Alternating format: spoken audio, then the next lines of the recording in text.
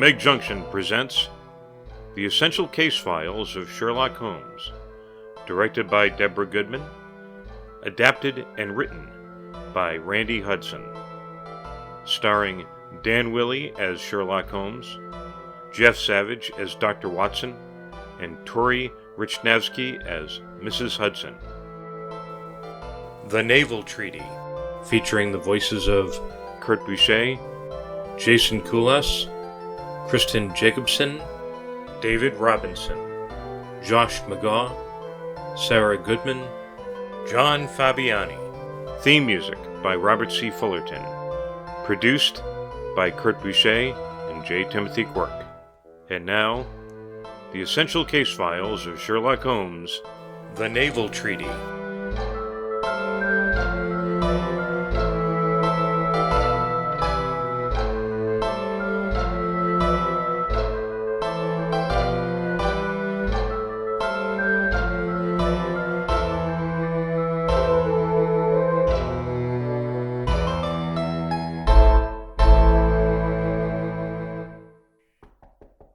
Come in. You wanted to see me, Uncle? Indeed. Have a seat. This is the original of that secret treaty between England and Italy, of which, I regret to say, some rumor has already gotten out into the public press. It is important that nothing further should leak out. Quite valuable, I presume. The French or the Russian embassy would pay an immense sum to learn the contents of these papers. Do you have a desk? Yes, sir. Then take the treaty and lock it up there. I shall give directions that you may remain behind when the others go, so that you may copy it at your leisure without fear of being overlooked. Sir? When you have finished, we lock both the original and the draft in the desk and hand them over to me personally tomorrow morning. Yes, sir. I'll copy it right away, sir.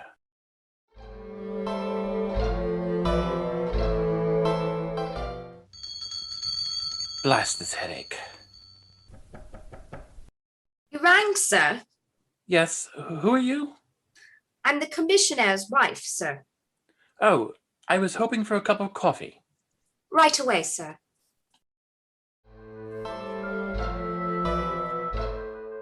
What is the delay? I will get it myself.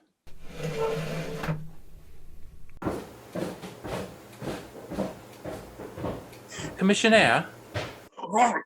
Mr. Phelps, sir. I came down to see if my coffee was ready. I was boiling the kettle when I fell asleep. If you're here, sir, who's ringing the bell? The bell to my room? Someone is in there. Oh, dear Lord, it is gone. I have been robbed.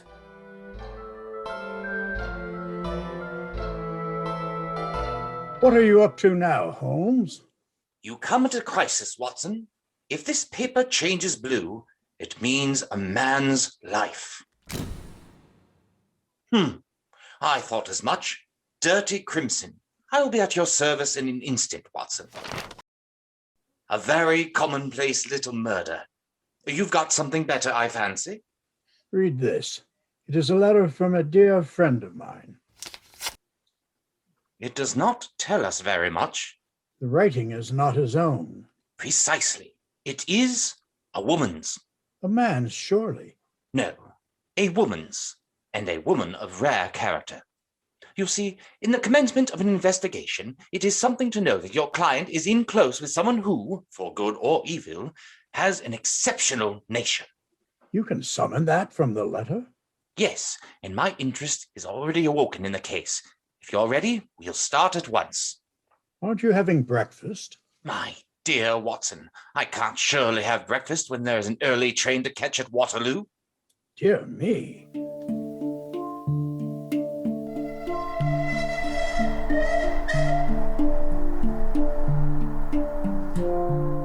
I'm so glad you have come. Percy has been inquiring for you all morning. How is the poor fellow doing? Oh, poor old chap. He clings to any straw. His father and mother asked me to see you, for the mere mention of the subject is very painful to them. I perceive that you are not yourself a member of the family. Of course, you saw the J.H. monogram on my locket. For a moment, I thought you had done something clever. Joseph Harrison is my name, and Percy is to marry my sister. Come, let me show you to his room. Percy, your guests have arrived. How are you, Watson? I should never have known you under that moustache. Percy, good to see you. And this must be your celebrated friend, Mr. Sherlock Holmes. Indeed. Shall I leave, Percy? Please stay. Gentlemen, this is my fiancée, Annie Harrison. Pleasure. Annie has been nursing me hand and foot. Anyway, I won't waste any more of your precious time. I'll plunge into the matter without further preamble. I was, as Watson may have told you, in the Foreign Office through the influence of my uncle, Lord Holdhurst. I rose rapidly to a responsible position. You had mentioned in the letter you sent Watson that this treaty was locked away in your office. Well, not at first. I was making a copy when I went to retrieve a cup of coffee. When I came back, it was gone. Were you alone when you and your uncle had the conversation regarding this treaty? Absolutely. You mentioned the commissionnaire's wife coming to the ring of your bell. Yes. That was before I decided to leave my office to get the coffee myself. Let's skip through some parts, my dear Phelps. After finding the commissionaire asleep, your office bell rang, you sprinted back to your office, overlooking the entire area, and that's when you noticed the original copy of the treaty was missing? Yes. Could this person have been concealing himself all the time in your office?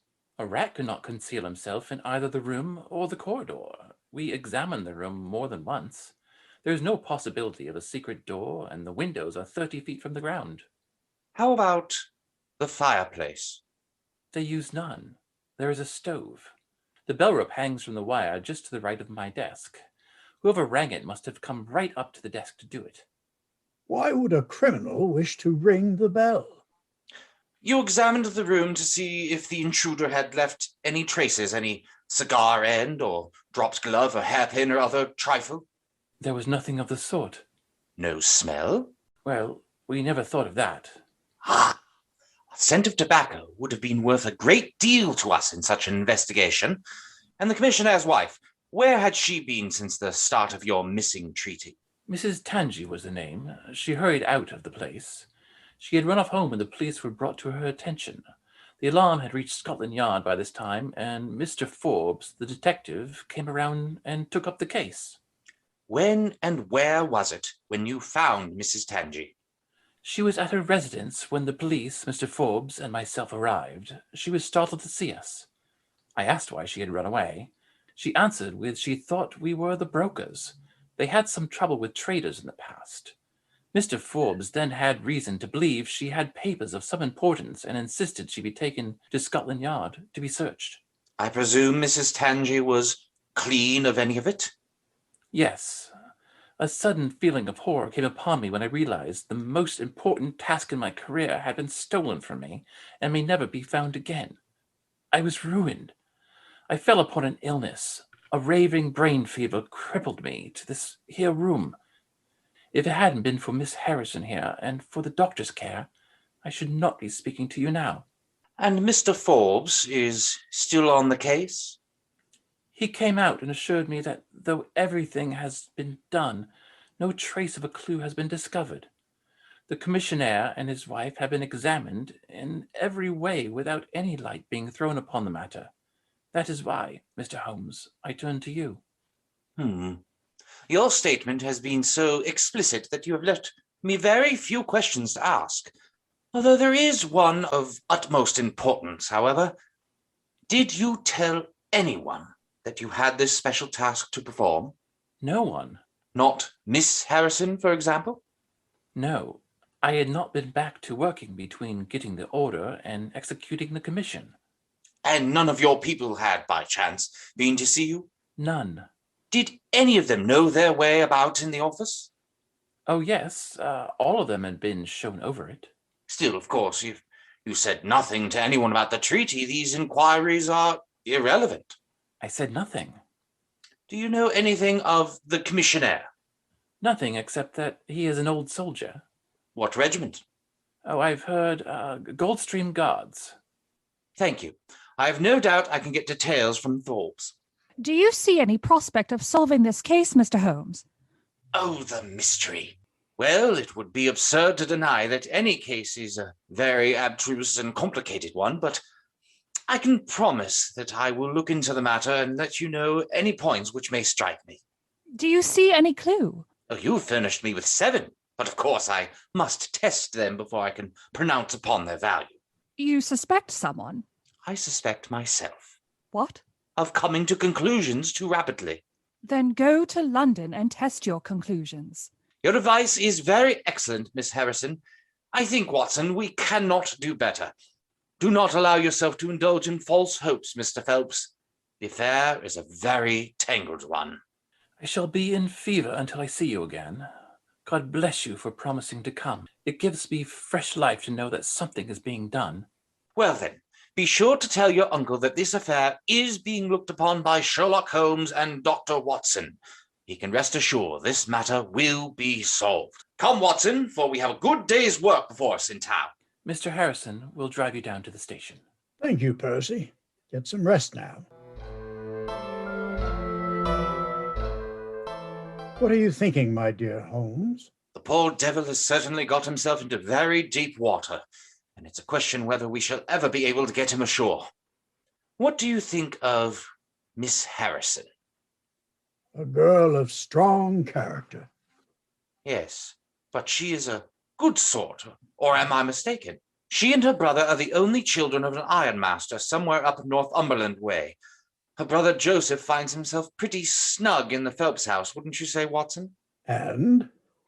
I've been making a few independent inquiries, you see, but today must be a day of inquiries. We will look into this matter together. Come, let's begin by seeing Forbes. He can probably tell us all the details we want until we know from what side there is to be approached. You said you had a clue? Well, we have several, but can only test their value by further inquiry. Question: who is it that profits by it?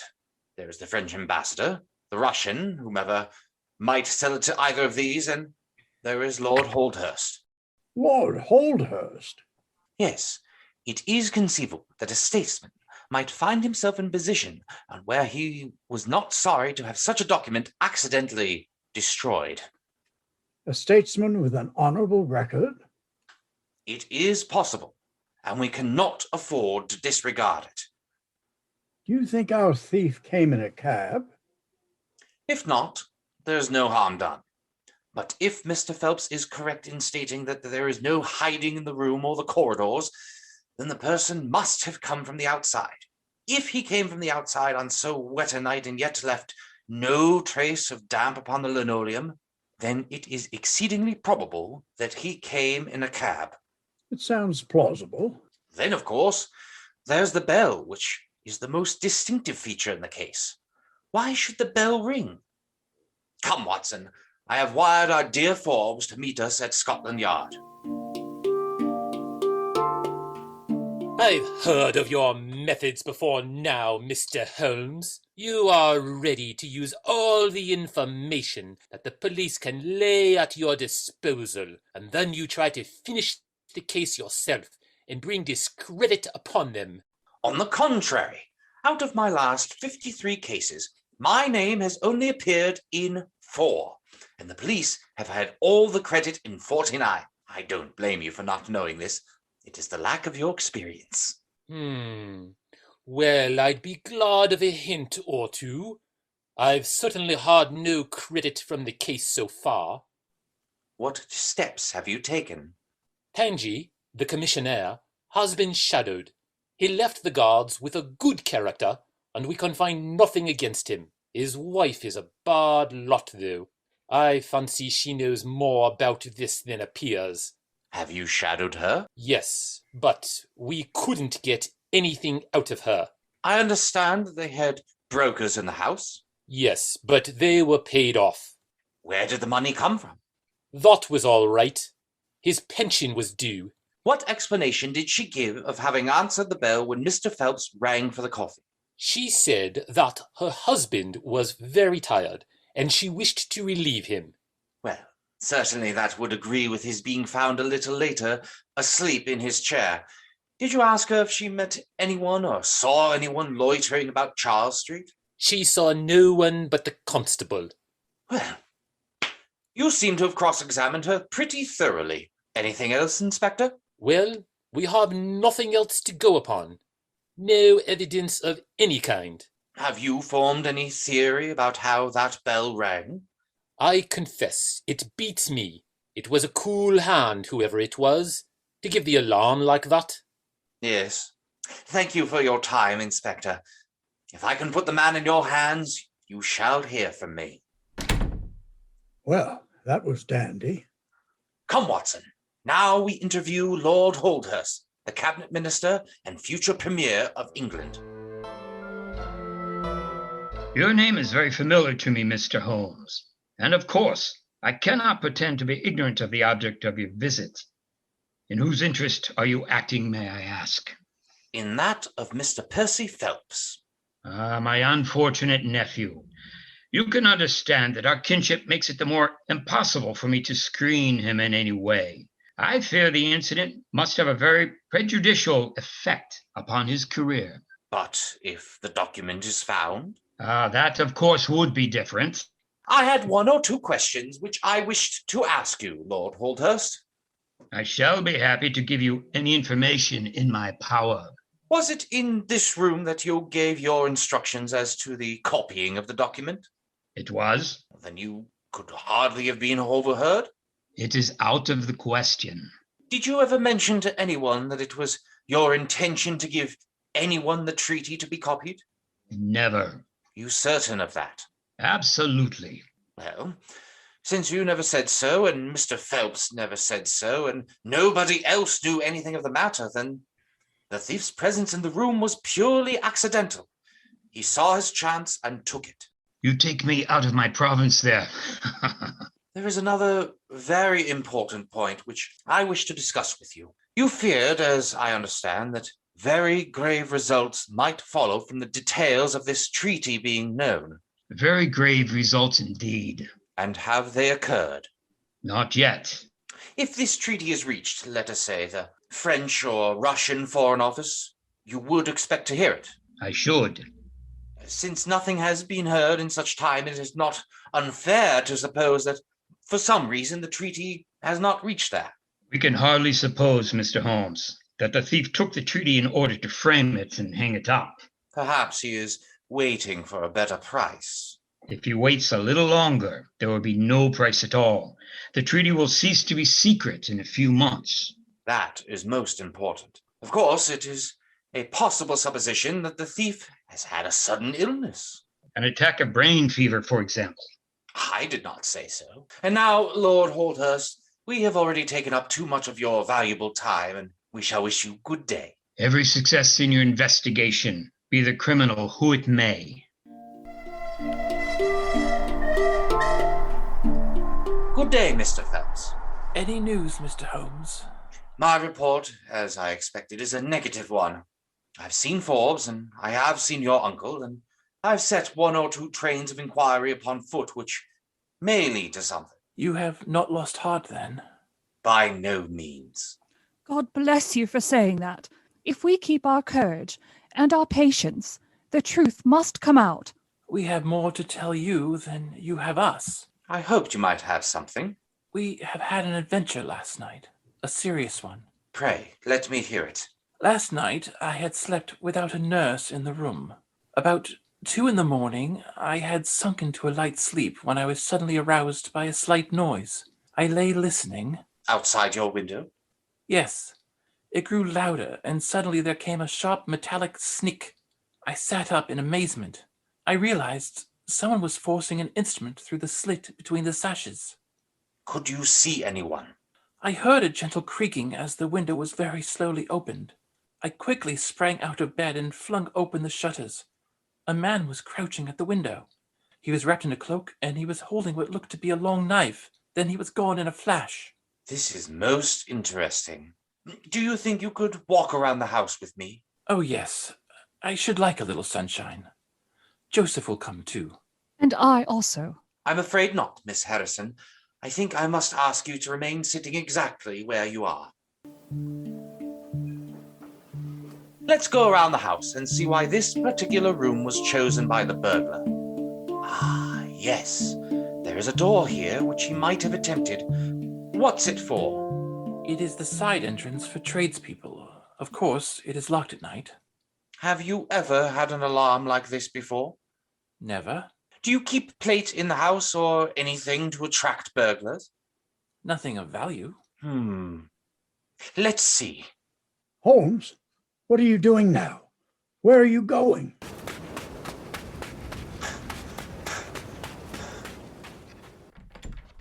Miss Harrison, you must stay where you are all day. It is of the utmost importance. Certainly, if you wish, Mr. Holmes. When you go to bed, lock the door of this room on the outside and keep the key. Promise me you do this. But Percy, He will come to London with us. am I to remain here? It is for his sake. Quick, promise. I promise.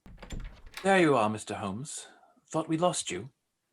Yes, I do apologize for my rushing away. Why do you sit there moping, Annie? Come out and get some sunshine. No, thank you, Joseph. I have a slight headache, and this room is deliciously cool and soothing. What do you propose now, Mr. Holmes? Well, in investigating this minor affair, we must not lose sight of our main inquiry. It would be of great help to me if you could come to London with us. At once. Well, as soon as you can. Say, an hour? I feel quite strong enough if I can really be of any help. The greatest possible. I propose for you to stay the night. If you wish, should Joseph come along to look after me? No need. My friend Watson is a doctor. He will attend to your well-being. I'll see you in an hour. Well, we are all set to leave. But before I go, there are two small points which I should desire to clear up. Watson, when you reach London, you would oblige me by driving at once to Baker Street with our friend here and remaining with him till I see you again. But how about our investigation? We can do that tomorrow. I think that at just present I can be of more immediate use here. I'll see you at breakfast. I'll watch from a distance. If I'm correct, the thief should arrive no later than sunset. And my theory of time serves me correct. A man in a cloak. Now, I make my move. Find what you're looking for? Let me see who the thief is. Ah, it is whom I suspected. I must say I did doubt my theory. May I ask why you're putting your friend and sister into danger? I mean no harm to either of them. Then why steal the naval treaty? The value is worth a large debt in my favor. It'll be worth more than your debt, Mr. Harrison. It'll be your time, and you must pay now. Let me alone, Holmes. I mean it. Your capture and that treaty, my dear Harrison, will go no further than this room. Then you leave me no choice.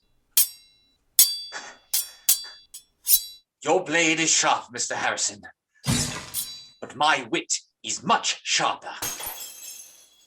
What will you do with me now, Holmes? I am at your mercy. If you hand over the treaty, out of the most respect for your sister, I will grant you a head start from Detective Forbes. You would grant me that? You have my word.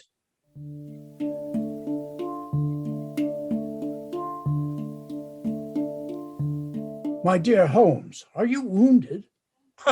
It is only a scratch through my clumsiness.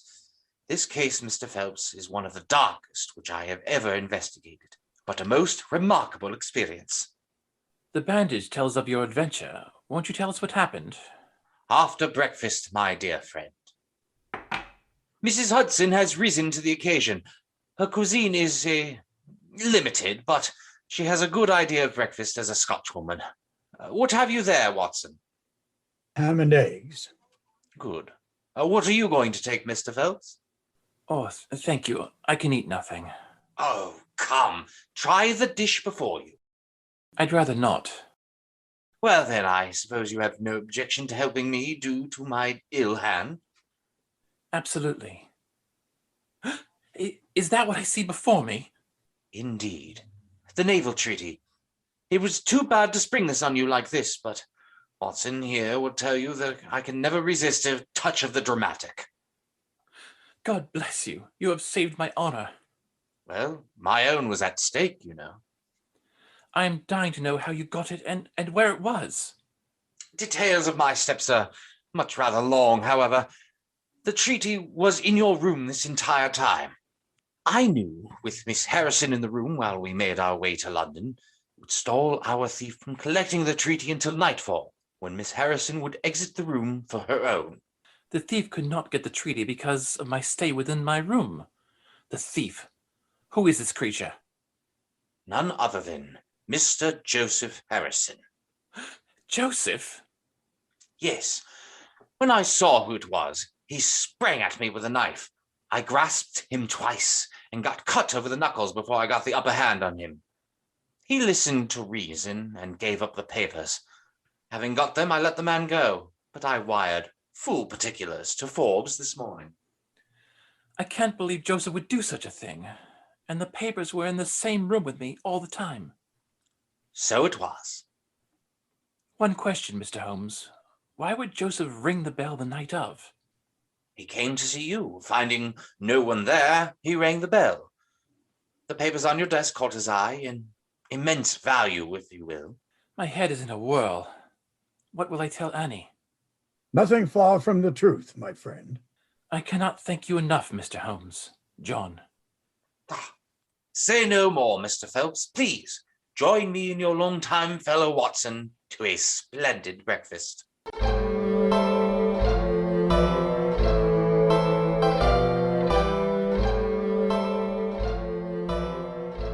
Nutmeg Junction presents The Essential Case Files of Sherlock Holmes, directed by Deborah Goodman, adapted and written by Randy Hudson, starring Dan Willey as Sherlock Holmes, Jeff Savage as Dr. Watson, and Tori Richnavsky as Mrs. Hudson. The Naval Treaty, featuring the voices of Kurt Boucher, Jason Koulas, Kristen Jacobson, David Robinson, Josh McGaw, Sarah Goodman, John Fabiani. Theme music by Robert C. Fullerton. Produced by Kurt Boucher and J. Timothy Quirk. And now, The Essential Case Files of Sherlock Holmes, The Naval Treaty.